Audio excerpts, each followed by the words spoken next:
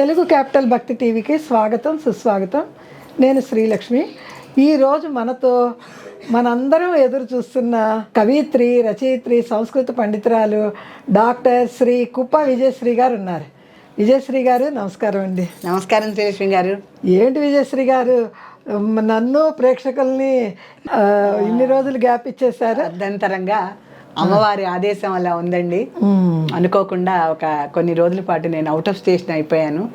దాంతో ప్రేక్షకుల్ని, యాజమాన్యాన్ని, మీ సంస్థని కూడా కొంత ఇబ్బందికి గురి చేశాను. మీరు వస్తమే మాకు మహాభాగ్యం. మీరు కొంచెం లేట్ అయినా మీరు మాకు అందించాల్సినవి అందిస్తే చాలు. తప్పకుండా అందిస్తానండి. అయితే అమ్మవారి యొక్క ప్రసంగాలు కొంచెం ఆలస్యమైన మనసులో నాకు కూడా బాధ ఉంది. అయితే అనివార్య కారణాల వల్ల నేను ఊళ్ళో లేకపోవటం వల్ల ప్రేక్షకులకి తెలుగు క్యాపిటల్ భక్తి టీవీకి కొంచెం నేను అసౌకర్యం కల్పించిన మాట వాస్తవమే. కాకపోతే అమ్మవారి ఆదేశం అలా ఉంది.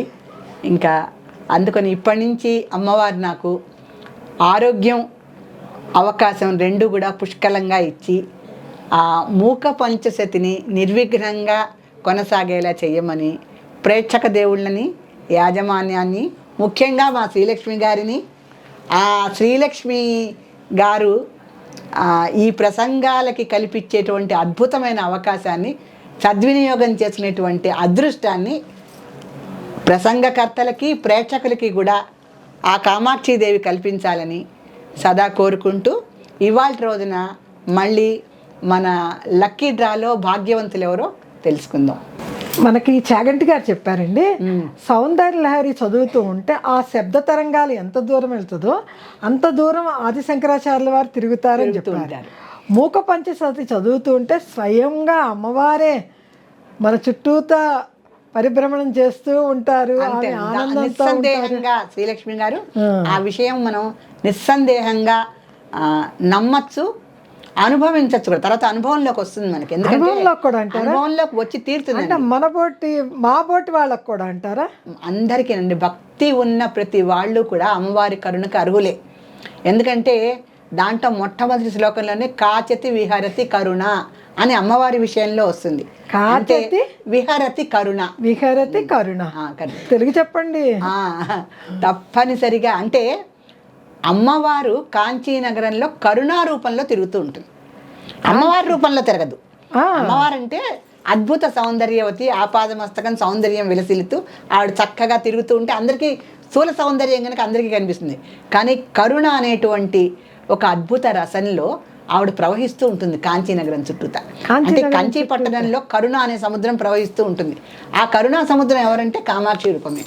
కామాక్షి. అందుకనే కాచతి విహారతి కరుణ ఆవిడ విహరిస్తూ ఉంటుంది. అలా మూక పంచసతి అంటేనే మనకు గుర్తుకొచ్చేది అది, ఆ విషయమే. అందుకని భక్తులందరికీ కూడా, ముఖ్యంగా మీలాంటి మూల విరాట్టులు ఉంటారు చూడండి, భక్తిని ప్రచారం చేయటం, భక్తి గురించి ప్రసంగించే వాళ్ళందరినీ తీసుకొచ్చి ఇటువంటి అవకాశాలు ఇప్పించడం. అలా ఉన్నటువంటి మన మేనేజింగ్ డైరెక్టర్ శ్రీలక్ష్మి గారికి మనందరము కూడా కృతజ్ఞతలు చెప్పాలి. మీలాంటి ప్రేక్షక దేవుళ్ళకి, మాలాంటి ప్రసంగకర్తలకి అద్భుతమైన ఒక రంగస్థలాన్ని కల్పించి శ్రీలక్ష్మి గారు ప్రజలకి ఒక భక్తి ప్రచారాన్ని చేయటంలో ఎంతో తోడ్పడుతున్నారు. ఆవిడకి మనందరం కూడా చాలా కృతజ్ఞతలు చెప్తూ ఈ భక్తి ప్రచారాన్ని మూక పంచశతి ద్వారా ఇంకా ఇలా పొంగులు వారేటువంటి కరుణారసాన్ని మనందరం ఆస్వాదించాలని ఆ కామాక్షిదేవిని కోరుకుందాం. తప్పకుండా అండి.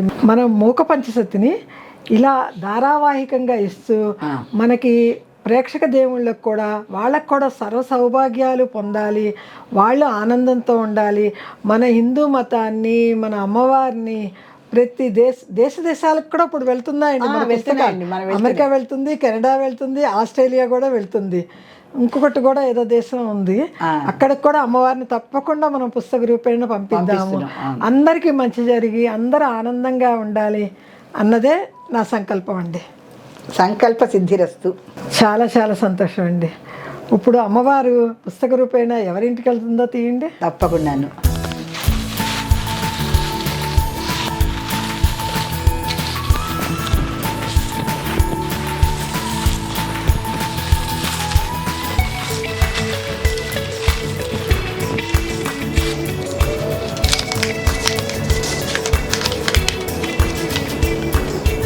ఇవాటి రోజున అమ్మవారి పూజా పుష్ప పుస్తకాన్ని అందుకునే అదృష్టవంతులు జీవి పురుషోత్తమ్ గారు రాజమండ్రి నుంచి.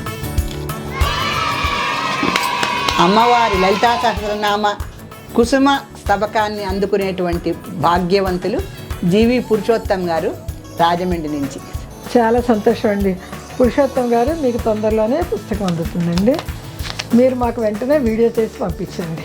తెలుగు క్యాపిటల్ భక్తి టీవీ వారు అందించారు అని చెప్పి వీడియో చేయండి. చాలా సంతోషం అండి. నమస్కారం శ్రీలక్ష్మి గారు. నమస్కారం అండి.